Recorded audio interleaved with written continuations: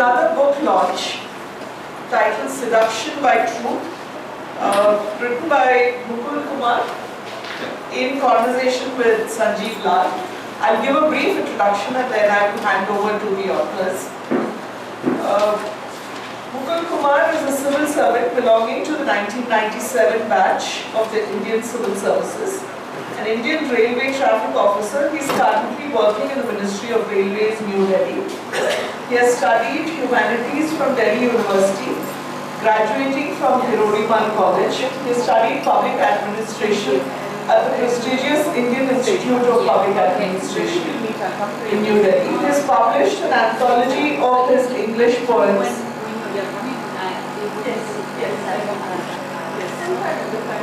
Savya? He has published an anthology of his English poems titled The Irrepressible Echoes, and his debut novel, As Boys Become Men, was published by Rupa in 2016. Seduction by Truth is his second novel. In conversation with him is Sanjiv Lall, who is the author of Rubies in My Years, a personal memoir charting his journey of overcoming adversity and obstacles to find success. In addition, he is a motivational and leadership speaker with diverse work experience. A successful entrepreneur across several industries, Sanjiv has worked in a number of continents, with the high point being the establishment of SAP Consulting Company in New Zealand, which provides highly skilled international SAP consultants to Australasia, India and across the world. He currently lives in Goa, where he fulfills his passion, which is renovating heritage Portuguese villas. He also collects and restores vintage World War II four-wheel drive jeeps. Over to Mukul. Around about 4 p.m. on the 6th, I was given a copy of Mukul's book, Seduction by Truth. And I began reading it only yesterday in the morning.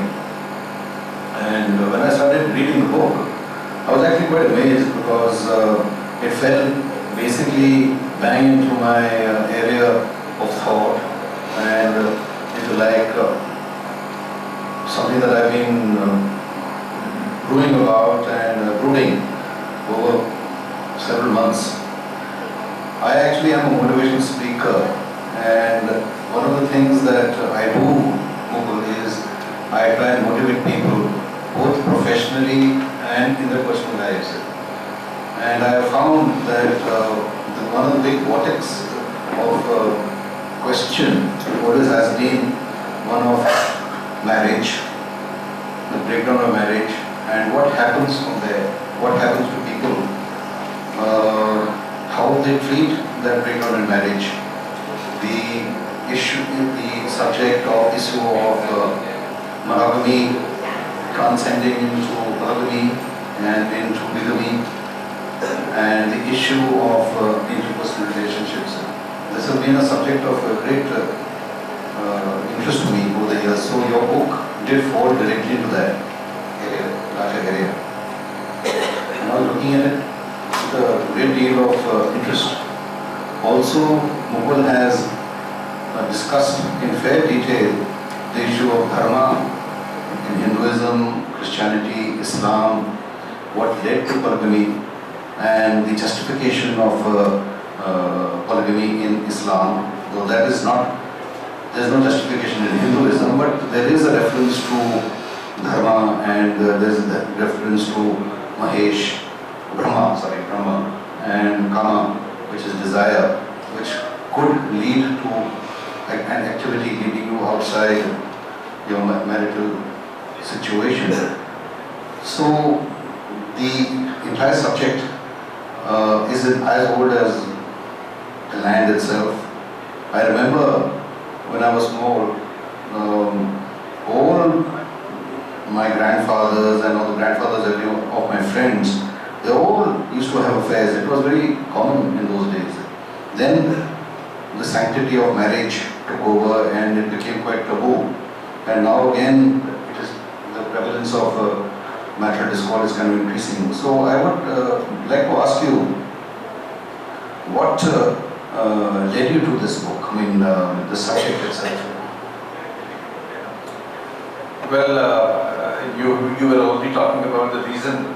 All around me, I found marriage coming under pressures, and I saw sort of marriage as an institution getting caught in that sort of churning, and the marriage as an institution, I felt as a writer that it is getting redefined somewhere, and that impacted my sensibility. And I wanted to understand it at a deeper level, as to when I saw that many incidences around me, when attraction is flying beyond the boundary of marriage, and with that sense of the burden of the sacred in the mind, the violating the sacred and the guilt, consequently the guilt emerging in the mind.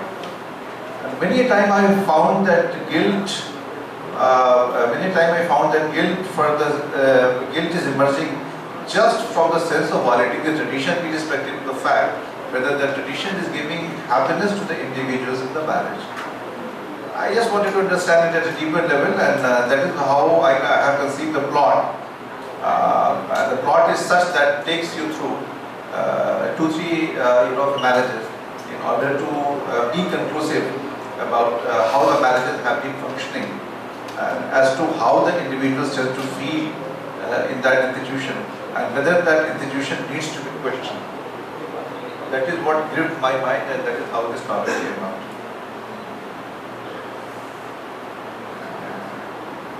Well, from what I understand, as we progress in life, it is a balance of negativity and positivity in our mind which kind of takes us forward, and most actions that we do are derived from the positive mindset or the negative mindset. Now, interestingly, you have written in your book, when marriage can't sustain passion, is the fulfillment of desire outside marriage the only recourse?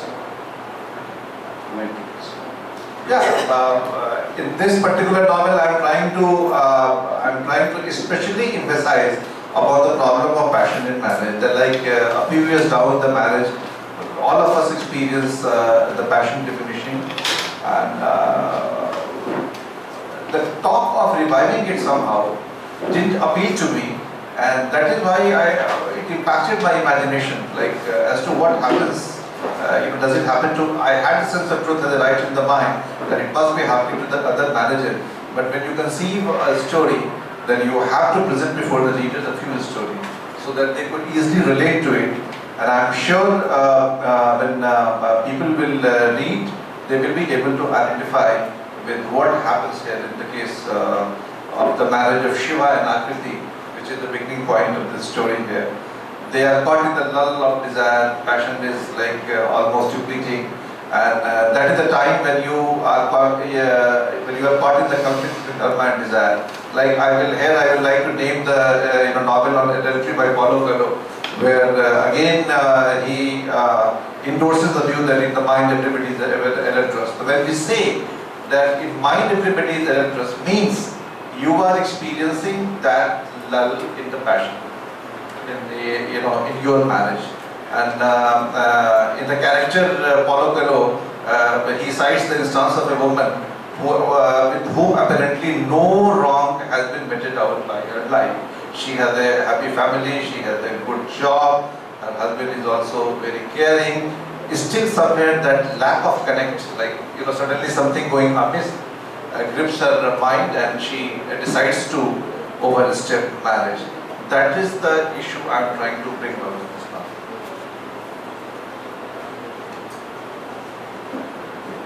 Interestingly, you have written, the possession of a woman can't be complete without attaining her body, and the prime focus of my quest is physical desire in marriage. So does this mean that the end goal is the fulfillment, or the means achieve the end? Now, while you have read out this line, there is another line in this novel which says the gateway to the woman's body is through her heart. That is also there. I have very carefully written that the possession of a woman is not complete. When we say complete, that may come at the last stage. The body may come at the last stage, and you enter into the heart of a woman, win her over. Of course, that sense of the victory of a woman will never be complete unless and until that typical chemistry of man-woman, which is the physical attraction, comes into full play.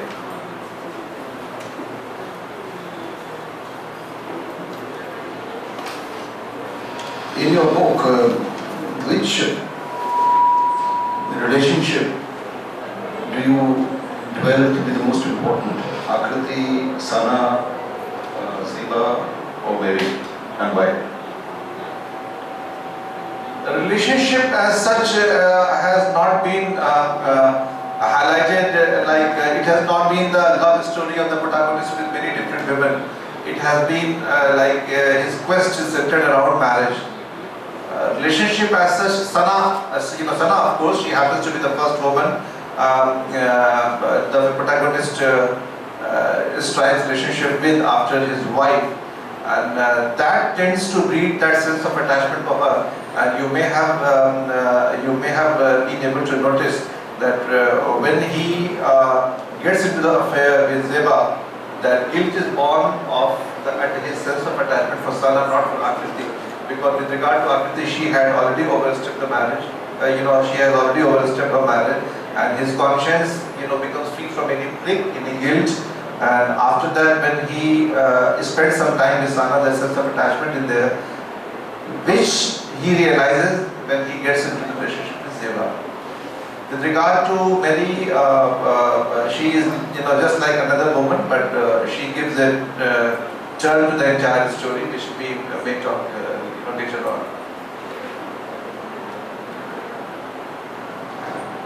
This issue of marital discord touches millions and millions and millions of people. I mean, I can't even, I'd loathe to hazard a guess the number it impacts in India alone.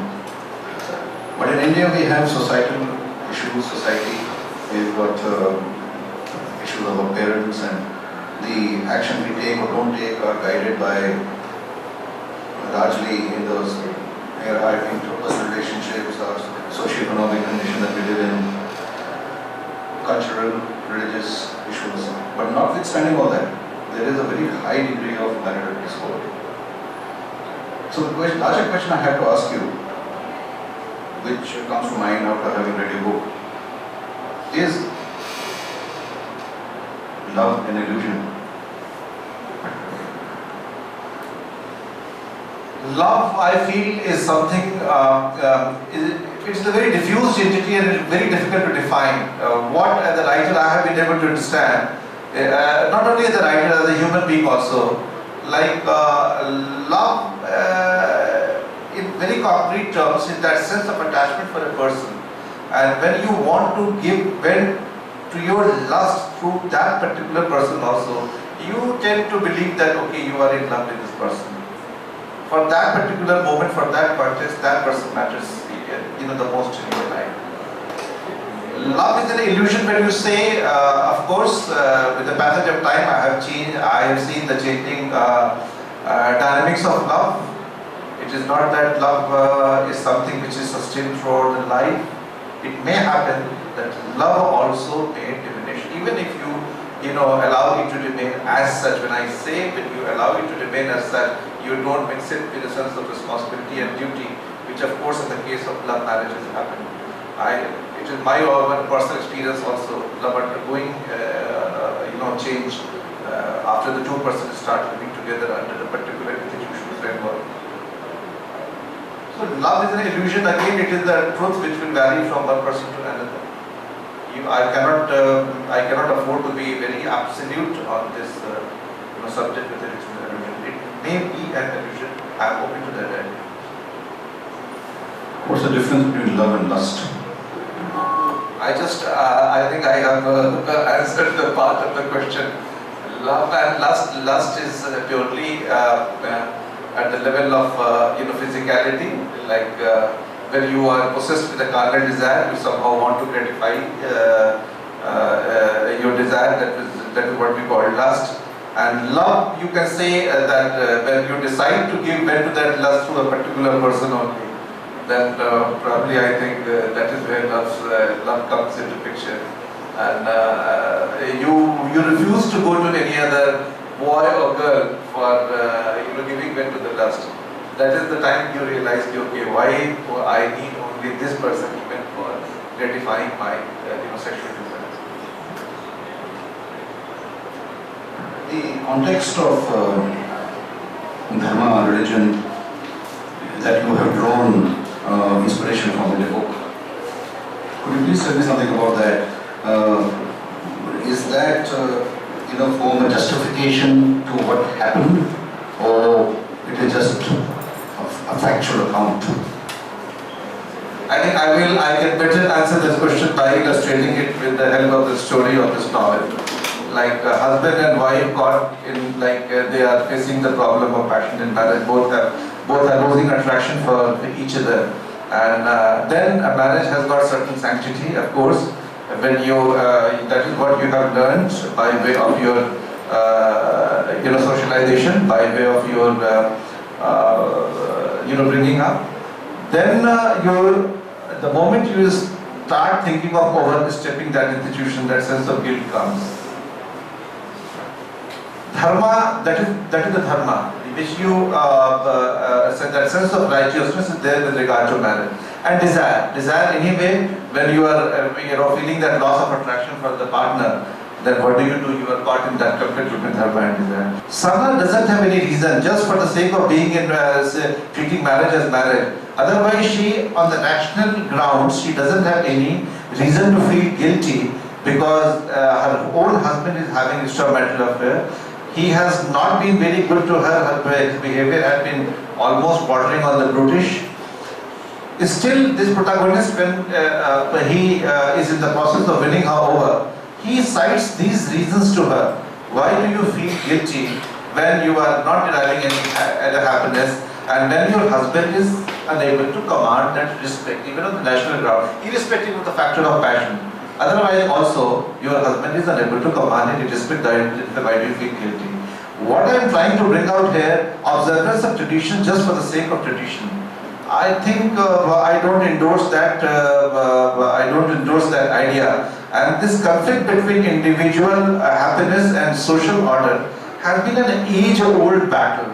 And at certain periods, that is why our social institutions have been evolving, and that delicate balance needs to be restored many a time.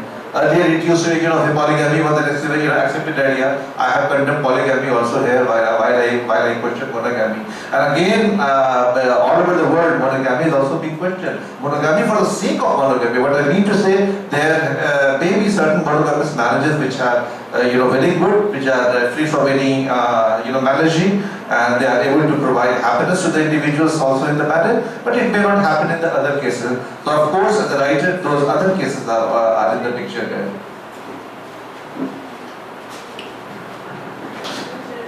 You touched upon the subject of happiness. Now, interestingly, in your book, Shiva and Akriti, in the relationship which started fraying, which led Shiva to go outside his marriage. So I am assuming there was an element of unhappiness there. You did not touch upon, but I would be interested to know why that was not looked into. Why did he just view his wife to be suspected as wife of having an affair, and why did he move upon? I mean, 20 years ago, whenever they married, they were very happy. 20 years later, when there was discord, they were unhappy. So this business of happiness to unhappiness, why do people not try and reverse it? Why do they just walk out of their relationship? No, it is a work of fiction, and just in Times Breakfast the same question was posed to me, and I told that as a writer I could very well have taken that recourse if I wanted to present before the readers a scenario where marriage can be reselected, unhappiness in the marriage can be weeded out, and the relationship can be reconstructed afresh. But since I wanted to explore the marriage as an institution, and I wanted to, as a writer, to have the macro picture. When you talk of having a macro picture, it cannot be based only on one slice of experience only on one marriage. As a writer, I felt compelled to explore the other marriages, what happens in the other marriages. Second, coming to reconstruction, I think 20 years is a very reasonable time for two rational individuals to, you have to believe that two sensible people in the marriage must have given their best in the initial years. Actually, you learn, marriage is again a learning process. Initially, you realize you try to change each other. Then there comes a point when you say, when you realize that changing each other is not the solution. Marriage, you have to yield a bit of your individuality. Other partner also has to yield a bit of her, individuality, and that is how you create the common domain. And that is why I call marriage as a project. You have to believe that 12, 13 years down the line is a fair amount of time. By then, they will have given their best to modify their own expectations, and with a very positive mindset, trying to mend the marriage, if I can say that. That is what, and since I had to look to the other marriages and present before the teachers, I think this plot was conceived with them.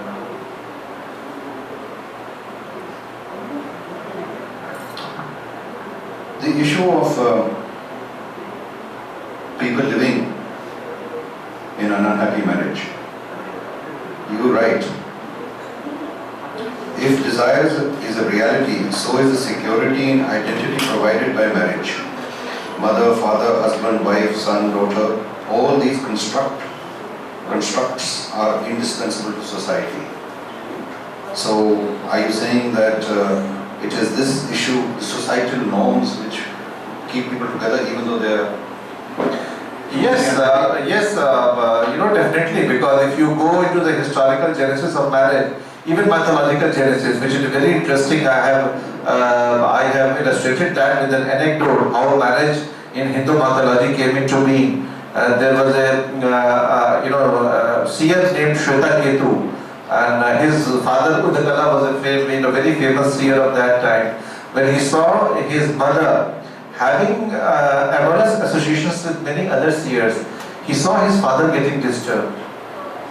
That is the point where he was a great intellectual, Shwetaketu, and he is supposed to have created this institution of marriage so that he would know he was perturbed with the question, whose son I am. When a woman is having association with many men at one time, it is very difficult for that, the progeny to know who is my father, who is my mother. And this question basically, this question inspired him to create the institution of marriage. That is how it came. And definitely, and as an individual in society, I fully subscribe to the idea that you need to have some fundamental unit in order to construct the edifice of the society. And that is why towards the end I am talking about illustrating it again with an example of Brihaspati, Tara and Vichandra. In spite of being in the knowledge of each other's adultery, they try to continue their marriage for the pragmatic reasons. And when we talk of pragmatic reasons, at number one position, it is the child who figures there.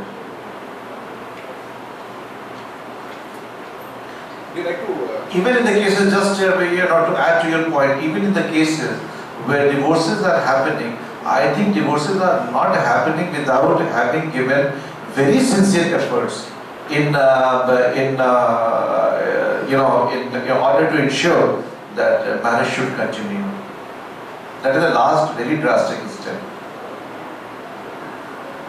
If I was to ask you, which is the most important aspect of your book and why, and would like to read about maybe a couple of minutes? The essence of the book is that truth is not one, it will vary from individual to individual.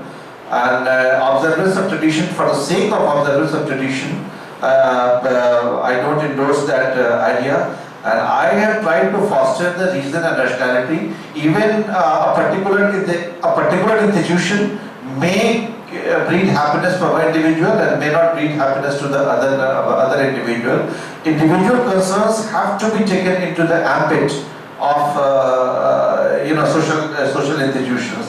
That is the essence, and moreover, towards the end, this protagonist is so disillusioned because not only with regard to marriage, With regard to politics also, I have given the example how the world is still shuttling between communism and capitalism.